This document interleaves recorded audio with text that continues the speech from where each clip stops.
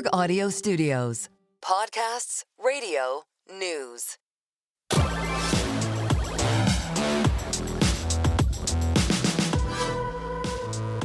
Pittsburgh is host to the inaugural Pennsylvania Energy and Innovation Summit. The event kicks off today with President Trump set to attend in just a few hours. For a look at the future of U.S. energy and tech, Bloomberg's Tyler Kendall is standing by. Tyler. Thanks so much, Ed, and I'm pleased to say that I'm joined by the U.S. Energy Secretary Christopher Wright. Secretary Wright, thank you so much for joining Bloomberg. And I want to start with one of the main reasons why we're here in Pittsburgh. There is this surging demand for energy to help power artificial intelligence, and the administration focuses a lot on its deregulation agenda. Do you think that you can accomplish your goals fast enough to keep up with what has been a surge in energy consumption? I think we will. You're right, it's a challenge. I mean, the agenda of President Trump is to unleash American energy.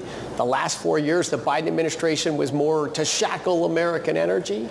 But you're right, there's rapidly rising demand. And what we as the government need to do is enable private businesses to build the things they want to build and invest in the things they want to build. We're not going to do this building ourselves, but we're going to enable private businesses to do it. Well, I'm glad that you brought up private businesses, and to kind of put a finer point on this idea of urgency, we actually heard from Mark Zuckerberg yesterday, pledging billions that Meta is going to invest in data centers. But it is raising concerns about an energy crisis to fuel it. I'm wondering, have you spoken to Mark Zuckerberg or Meta about their plans? Oh, we speak Meta extensively about their plans. And yeah, there's a number of the hyperscalers that have huge investment opportunities. We're excited about that.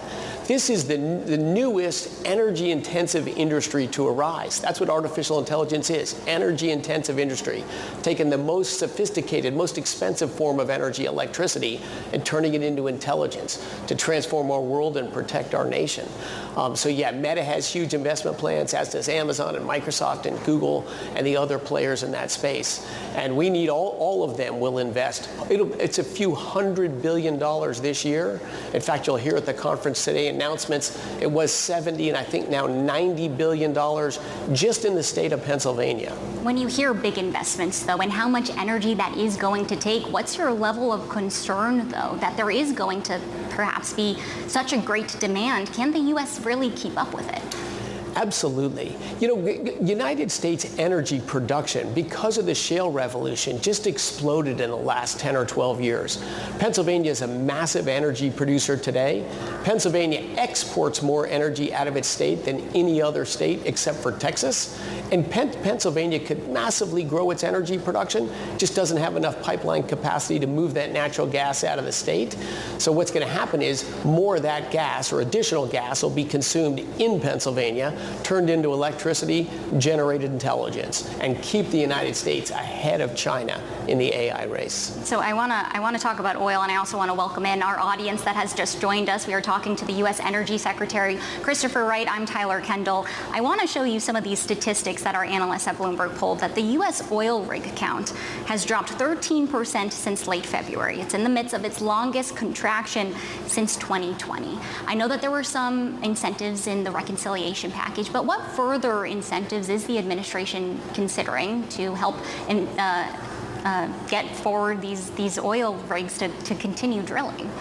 Mostly it's get out of the way. You know, the Biden administration had 4 years, all of government approach to try to, as they said, end fossil fuels. Now that didn't work very well. We went from 82% of American energy coming from fossil fuels before Biden took office to 82%, exactly the same when he left office. Those are just simply the energy sources that power our country and our world today.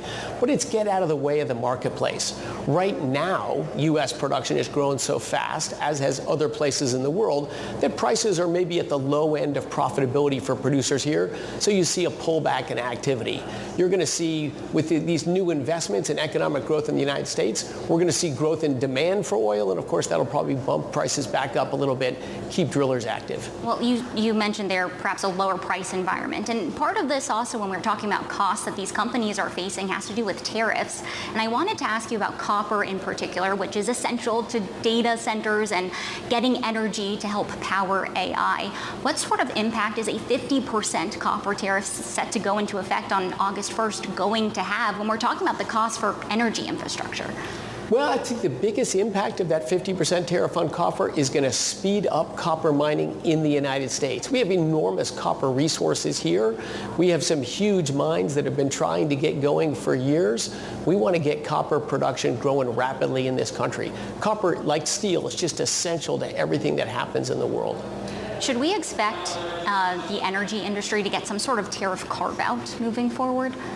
I believe the president plans no special carve-outs. He wants to reindustrialize the United States of America. There's a lot of tools to do that.